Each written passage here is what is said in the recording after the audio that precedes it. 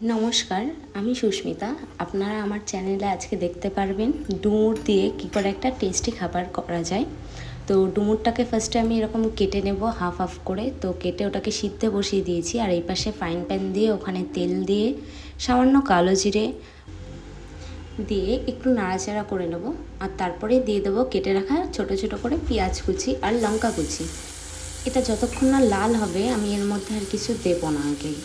তো এটাকে শুধু একটু নুন দিয়ে আমি এটাকে এরকম করে নিয়েছি, মানে অল্প নুন দিয়ে যাতে এটা তাড়াতাড়ি লালচে ভাব ধরে। আর তারপরে আদা রসুন আর পেঁয়াজের পেস্ট দিয়ে দিয়েছি, দিয়ে এটাকে ভালো করে আবার নাড়িয়ে চাড়িয়ে নেব।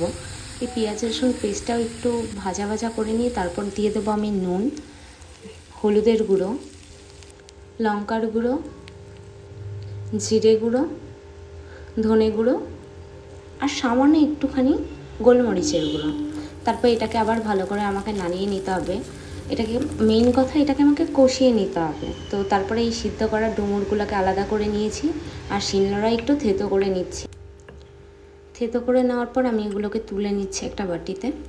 তো তারপরে এই মশলা কষানোর মধ্যে এইগুলোকে দিয়ে দেব।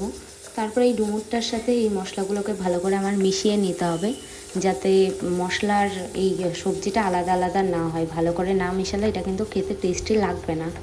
তো আমি এটাকে ভালো করে মিশিয়ে নিচ্ছি অনেকক্ষণ হলোই। মানে এটাকে দেওয়ার পর আর 3 থেকে 4 মিনিট মতো আমাকে রান্না করতে হবে। যতক্ষণ না পর্যন্ত নিচে লেগে যাচ্ছে তো ততক্ষণ আমি বুঝবো যে এটা হয়নি। এটা যখনই নিচে লেগে লেগে আসবে তখনই আমি বুঝবো এটা অনেকটা হয়ে এসছে। তো যখনই এটা এরকম লেগে যাবে তখন এটাকে আমি গ্যাস অফ করে এটাকে নামিয়ে নেব, আর তার সঙ্গে গরম গরম ভাতের সাথে এটাকে সার্ভও করে নেব। আর এটা খেতে দারুণ টেস্টি হয়, বিশ্বাস করুন, একবার বানিয়ে দেখতে পারেন। তো আজকের মতো এইটুকুই, টাটা।